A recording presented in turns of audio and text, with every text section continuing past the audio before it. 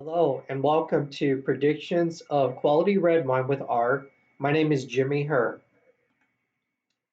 A little bit of introduction and background into my project. It showcases a restaurant named Jimmy's Wine and Steak, which is a well-known and established steak restaurant that offers premium steaks with quality restaurant experience. Now, in an effort to maximize profits and sustain market share, management has requested for a quality red wine to be offered with its quality steak selections. As with understanding what makes a good quality steak, the desire here is to understand the proper inputs that go into making a quality red wine. Therefore, a predictive model will be initiated to predict quality red wines based on physiochemical characteristics.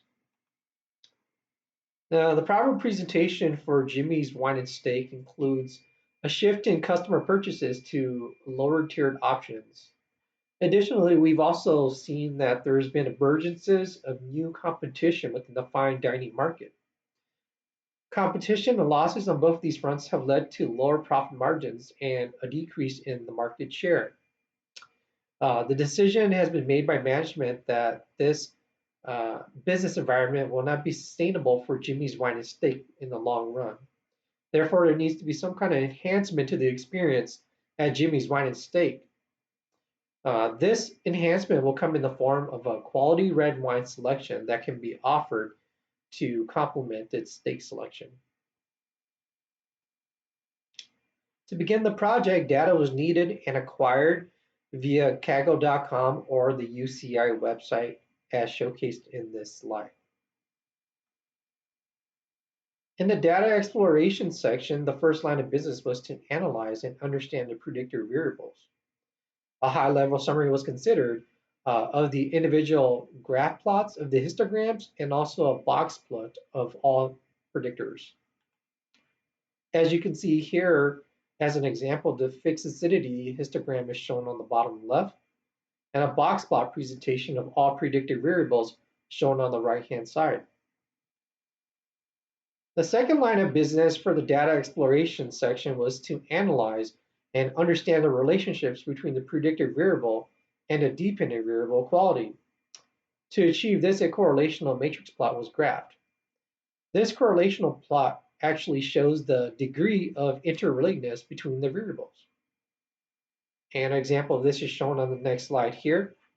And as you can see, the darker color or larger size circles actually represent more correlation between the variables. The blue color indicates positive correlation, whereas the red color indicates negative. There are 5 predictor variables that are showcased here that show a medium to high rating with quality. And specifically of these 5 variables, volatile acidity and alcohol showed the most correlation with large and dark colored circles. Worth noting in this correlational plot was that there existed some strong correlations between predictor variables indicating a potential for collinearity. An example of this is showcased with the citric acid, which has strong correlations with fixed acidity and volatile acidity. In summary, for the data exploration section, the individual analysis of the predictive variables did not provide very much insight. However, the correlational analyses of variables did provide useful information. Furthermore, in the data transformation section, there were no NA nor no values in dataset. The UCI dataset required no cleaning and all values were numerical.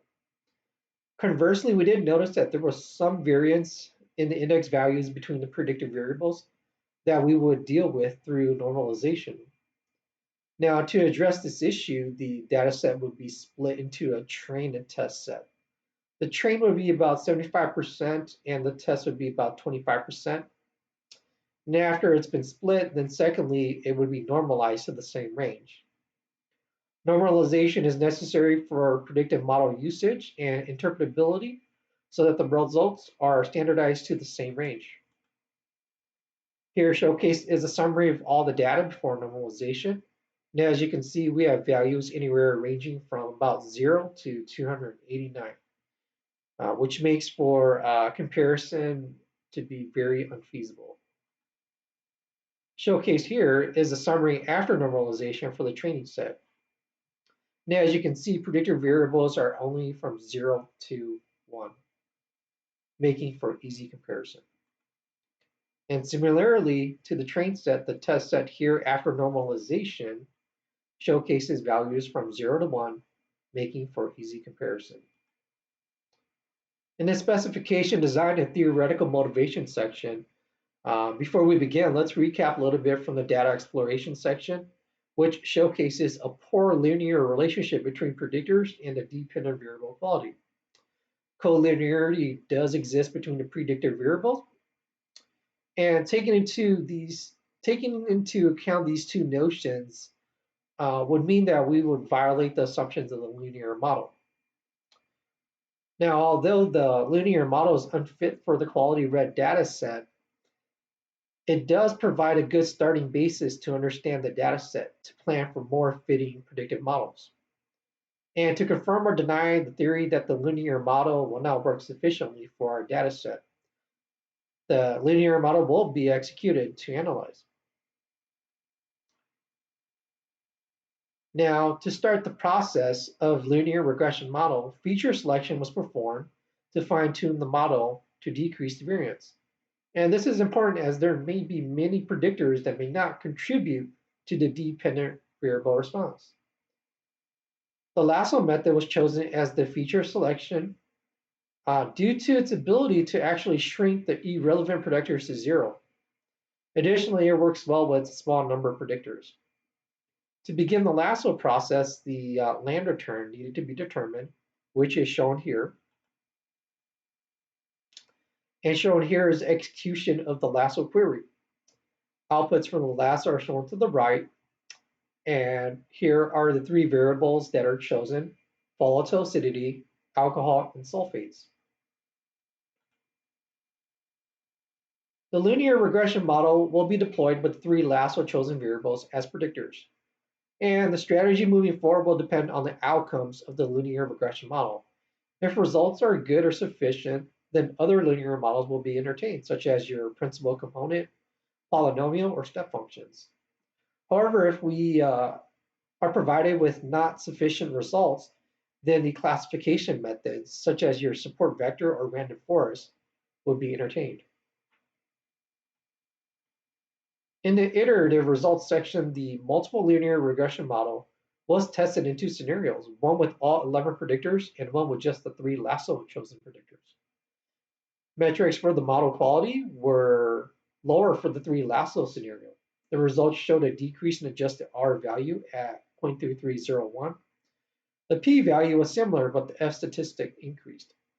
These results were anticipated as a decrease in the number of predictor variables would decrease the adjusted R value.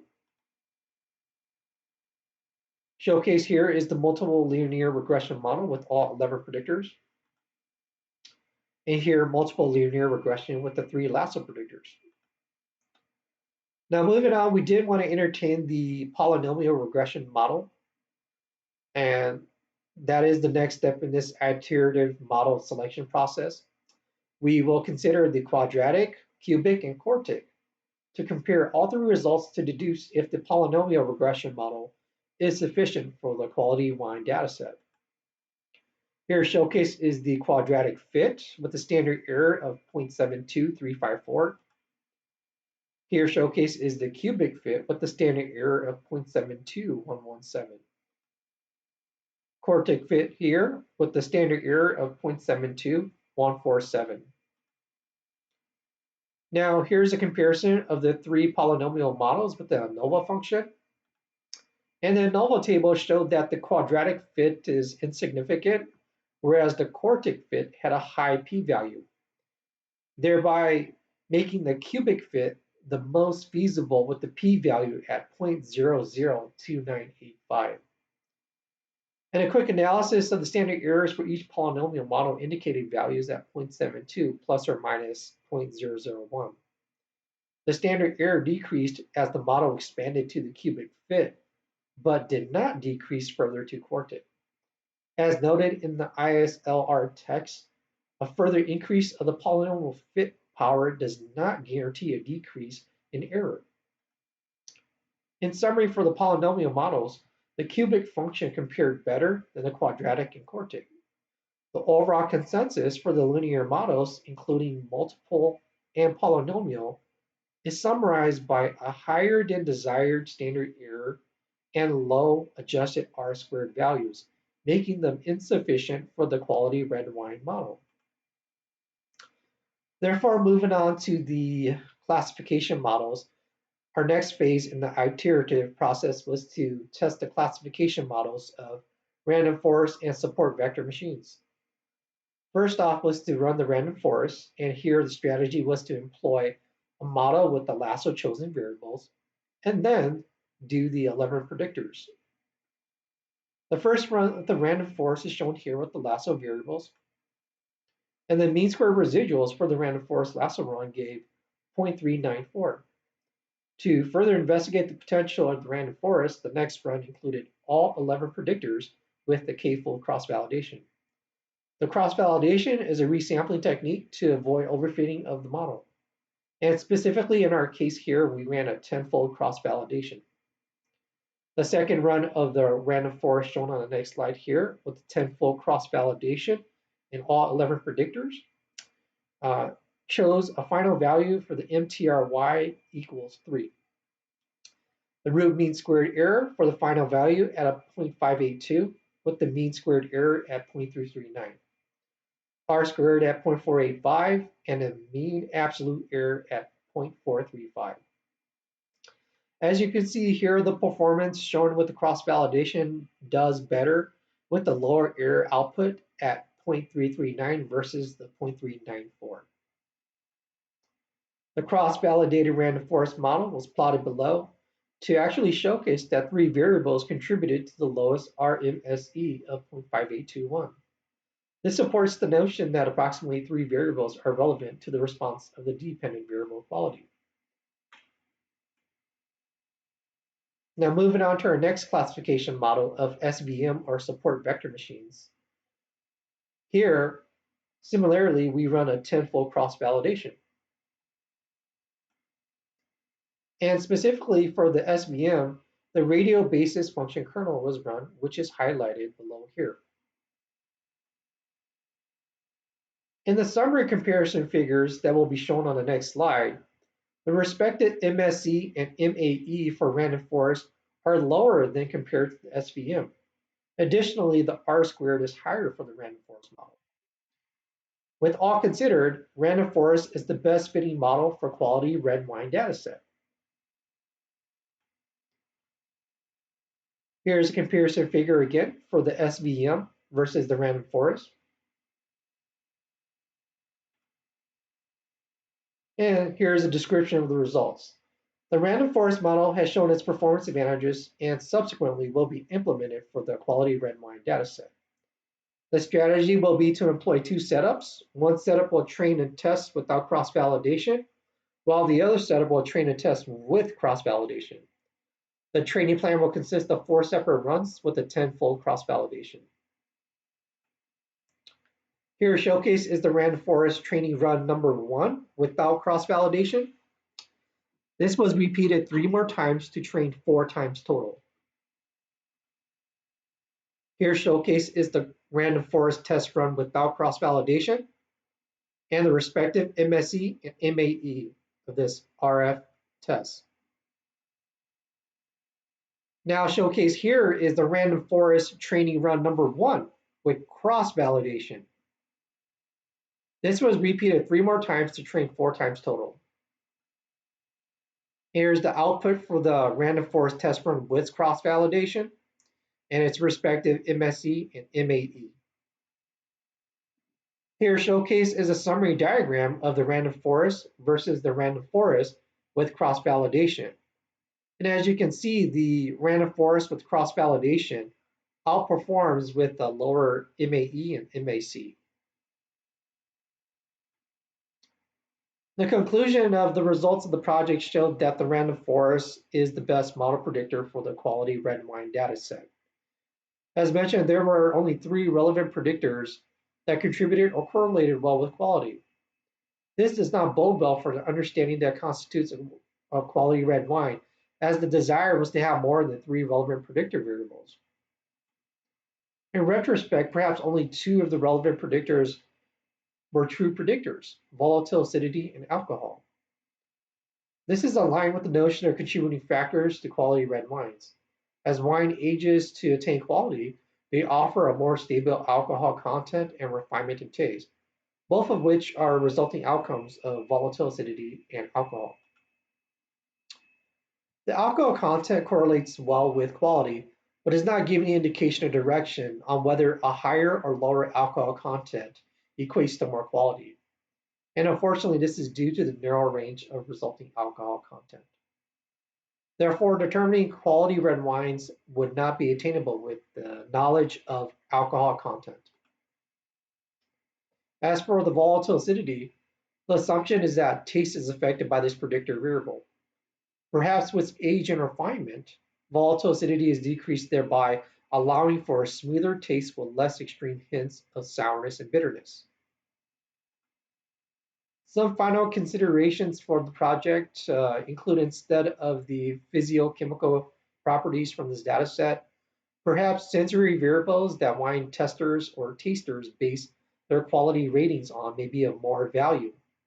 In regards to improvements that can be had with this modeling project, include more fine-tuning of the models and explorations of other classification models or more models in general. Again, thank you for your time.